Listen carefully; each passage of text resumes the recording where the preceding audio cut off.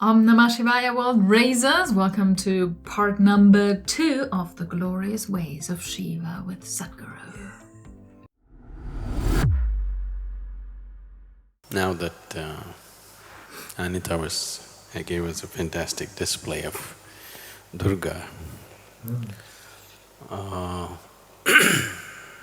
I think we should say something about Linga Bhairavi, Oh yeah. a fiercer aspect of the Devi in the form of Linga Bhairavi will be consecrated here as a part of the Dhyanalinga temple. It will involve various aspects, it'll be a completely different kind of consecration and a different kind of space and energy. So, this temple will be coming at the southernmost corner of southwestern corner of the main temple, the parikrama that's coming up. Maybe many of you will have the opportunity to witness the consecration. Sadhguru, I was just wondering that in the stories that you tell us about Kartikeya and the elephant god, or what is depicted in the dance, what is the spiritual message, or should we just hear it as a story, or there's something Something in there? deeper? When Parvati… I'm telling you another story. When Parvati asked Shiva,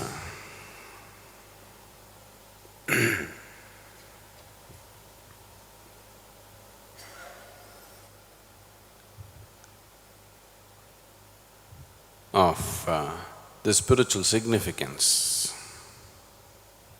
of many of his actions, I can understand this, you're meditating, I can understand, okay, that is a spiritual thing. But now you're dancing, now you're hunting, now you're drinking, now you're smoking. What is the spiritual significance of all this? And you have all kinds of distorted and demented beings around you. What is the spiritual significance of all these people? Great question. I don't see any spirituality in them. Why do you have them around you? So Shiva said, there is nothing in the existence which is not spiritual. Everything is spiritual, Oh yeah. unrealized. Now, all the methods that we're talking about, whether it is a story or a joke or a meditation or a process that we're doing, it is just to I love it. bring it into your awareness. What is it that you're clinging to? What is it that you have to… what is it that's obstructing you? You just have to look at those things. Don't try to understand where to go. You don't know where to go. What is it that is stopping you? Wow. You just have to understand the obstacles. Don't try to understand the route of life. Because it's not a dimension to be understood. But you can become that.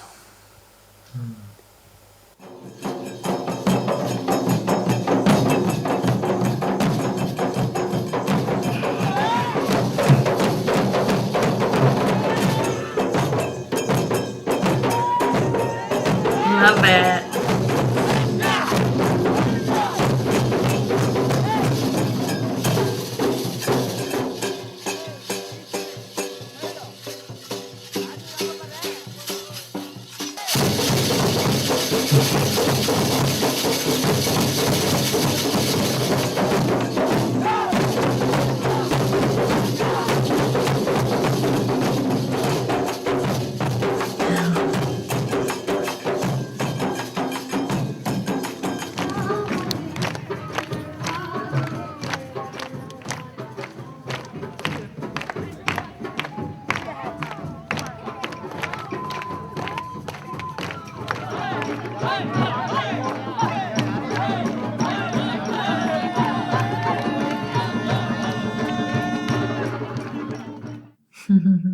One important aspect of your life which doesn't allow you to live your life in total intensity, which doesn't allow this energy to burst forth with great exuberance is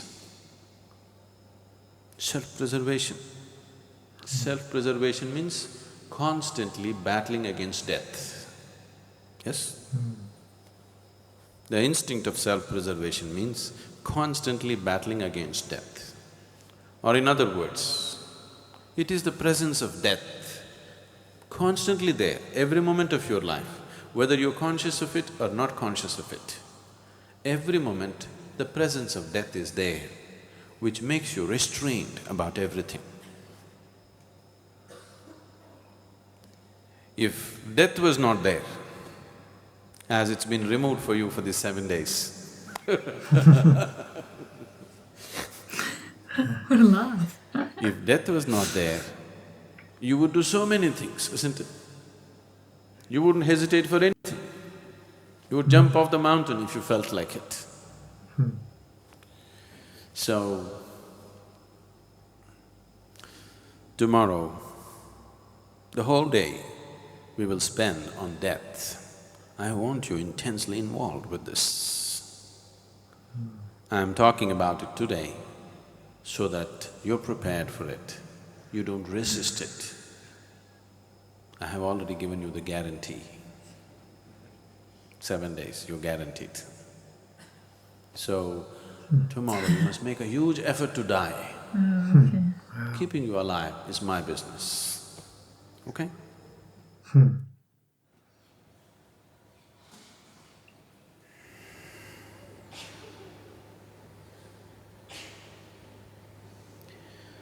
The greatest calamity of the human mind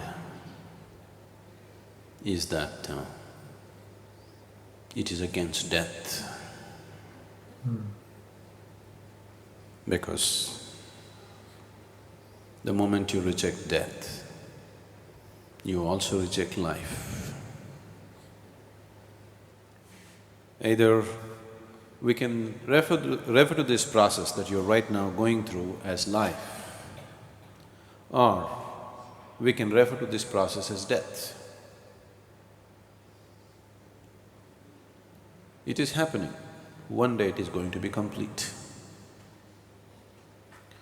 But the very word death has brought so much fear into people simply because of a complete misunderstanding about the very nature of what it is.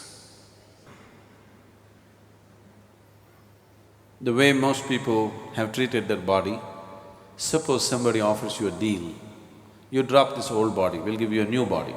Won't you make the deal? Yeah. You'll make the deal, isn't it? So, you're not afraid of losing the body, that's not the issue. It is the personality, it is your ego which is so afraid of losing itself. Where is your ego located? It's in every part of your body. I'm talking the physical geography of the ego. It's everywhere, but its main location is in the face. So right now, we want to deface you a little bit. For today, you should not be able to look at your face, nor should anybody be able to look at your face. For that we have a device. Cool,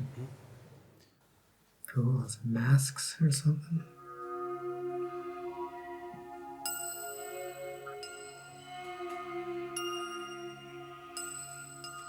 You should become faceless.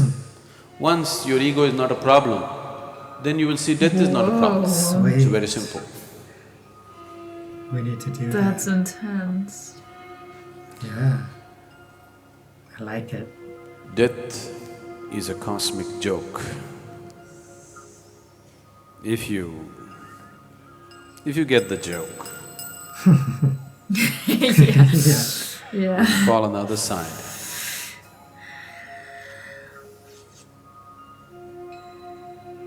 It'll be wonderful. If you don't get the joke, if you're here, you fear the other side. When the other side comes, you just don't know what it's about. So today, it's an attempt to bring you to an experience where you grasp the cosmic joke, where death becomes a laughing matter in your life. Here we will go through a certain process where you have the opportunity to go through the process of death, of course with the guarantee that I have already given you. So do not miss this opportunity, because now I'm giving you the guarantee. You can die and you'll be back in a few minutes. So do not resist it, do not miss the opportunity. Once you know the relaxation of death, then life becomes an utterly effortless process. Death is the creation of the ignorant. Death is the creation of the unaware. If you're aware, it's life, life and life alone. I could use this meditation right now. Yeah, we should find it.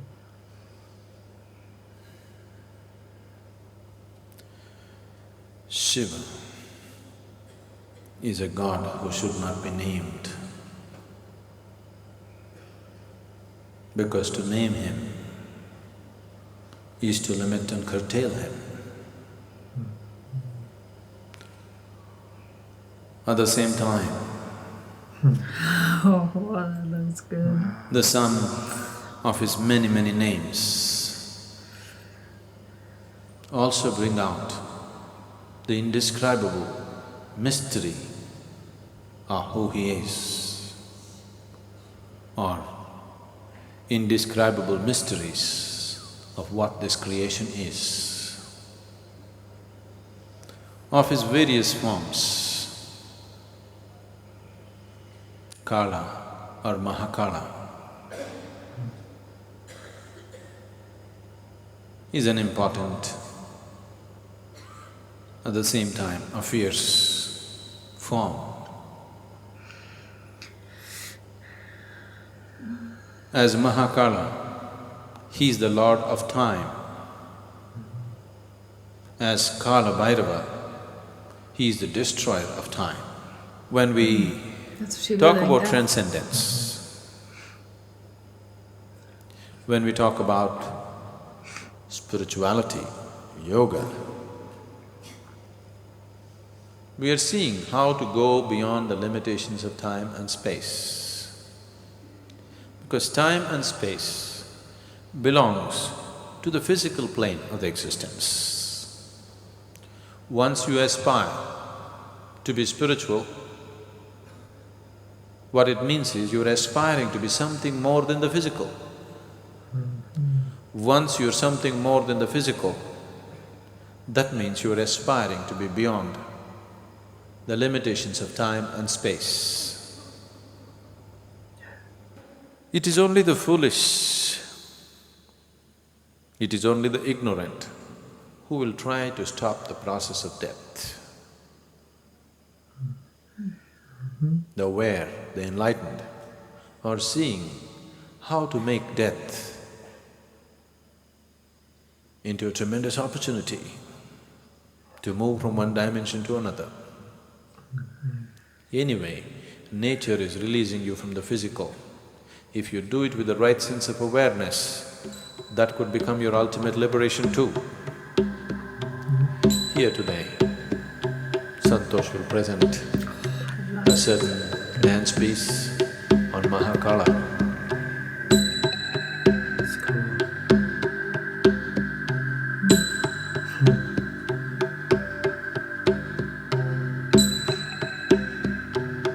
I love it when men dance.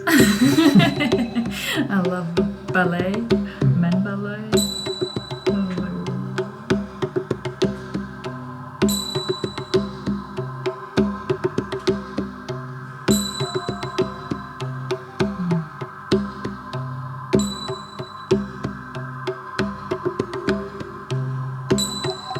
Snakes.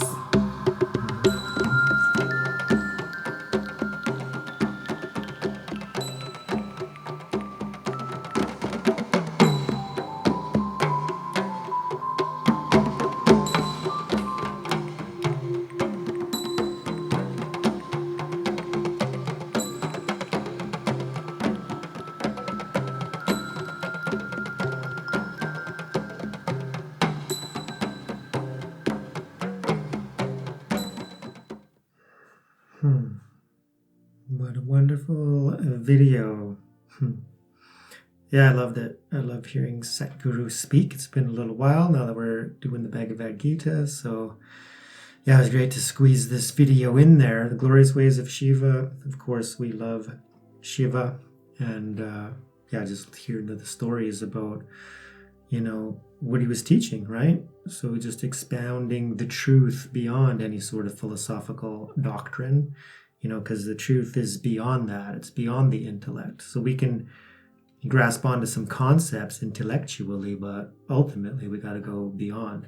I love the one moment when he said that, when Shiva was saying that everything is spiritual, right? I love it, love it, love it. I love this. Yeah, and so so if you've been on the journey for a while, you might have realized that too, because it hit me, a while ago as well, when you always hear that, oh, we're spiritual beings having a physical manifestation, and that's true, but a lot of people hear that and it doesn't really sink in fully, right? So then when you understand that everything is manifesting, from consciousness, which is why I love that they integrated the stories of, Shiva and Parvati being Prakriti, which is that material energy, and then nothing can really happen without her. So I see it very much symbolic of Shiva being the consciousness, right? So the emptiness, the field, just the pristine awareness. It's emptiness, but it's conscious, right?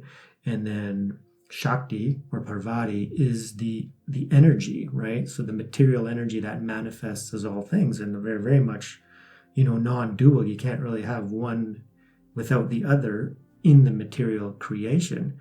And so it's consciousness that's manifesting as all forms, and consciousness being mind, is the definition of spirituality. It's beyond physicality, right? So it's just pure consciousness, and literally everything in existence is part of that. So it is spiritual.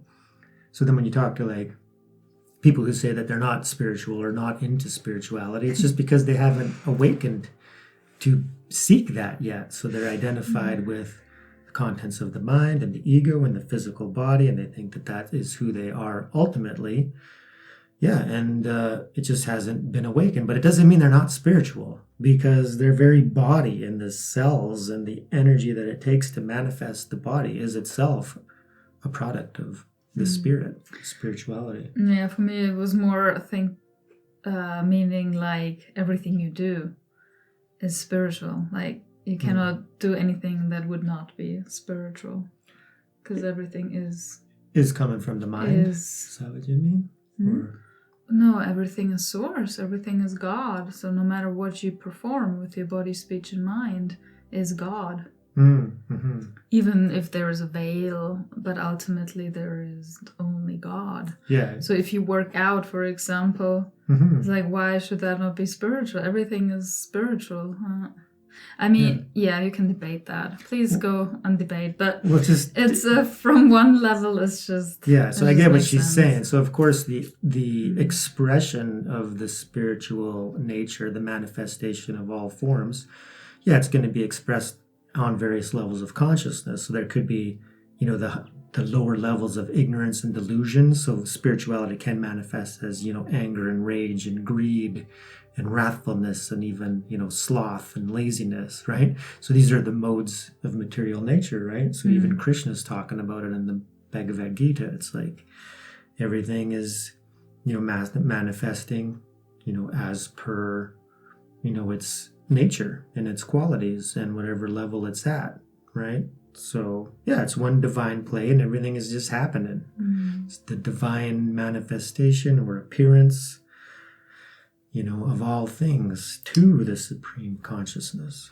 Yeah, this video was just perfect timing. We got the request from Tiger 2 weeks ago, and now I know why we didn't watch it earlier, because it's perfect. If we would have watched it a week ago, I wouldn't have gotten the last what he talked about in the last 10 minutes or so. Yeah, about death. About death. How perfect was this timing, please? Yeah, we gotta embrace it. Perfect. Right, so if you watch Sabina's vlogs at all, Yeah, and the one that we talked about, fear, will be out by then. So there, yeah. Yeah. So then, so I joined her for one of her vlogs, and we were talking about this fear that's arising in her right now, and it's the fear of death. It's the fear of the ego death, like in a way, right? Yeah. What I realized is, because I contemplated, it's literally not the death of the body. No, it's the personality. Like exactly, because I thought, I'm okay with dying, because I, Sabina, will, just move on. Like this mind stream will move on into another body. So even thinking that, there was still the sense of I. I am incarnating into another body. And that doesn't scare me at all. But the fear of losing that sense of I does bring up the fear. That is something else. Yeah, so yes, I love Sadhguru's, the practice he had the students doing in that little mini retreat. It looked like, putting on these veils, right, where you can't even see your face. You can't see your face, and you can't see anybody else's faces. And it's true. It's like to be faceless. And then when you go into deep meditation and you see that, okay, so the true self is the consciousness. It's beyond, form. It's the formless consciousness. And everything is an appearance to that, including the body and including your face, right? So that's just an appearance. It's part of the dream. It's part of the illusion, right? So you got to begin to, let go of identifying with any sort of form. And then you identify just more and more subtly with the awareness beyond the mind, right? Beyond the body, beyond the ego thinking mind. And then you get your ego on board with the fact that, okay, it doesn't exist inherently. It exists conventionally. Nobody's denying that. But ultimately, no, it's an appearance. It's part of the dream. So does the dream exist? Yeah, it exists conventionally in the mind, in the subjective awareness of those, within the dream. But beyond that, it has no ultimate reality. The ultimate reality is, the consciousness in which all appearances are arising. So, and that's the self with a capital S, right? So yeah, great.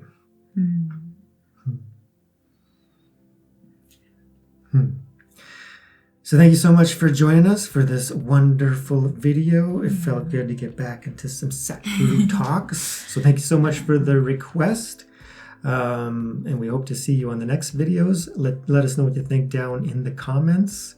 And remember, raise yourself. And raise the world. Thank you so much, everyone. And a very special thank you to Tiger. We love you. Peace.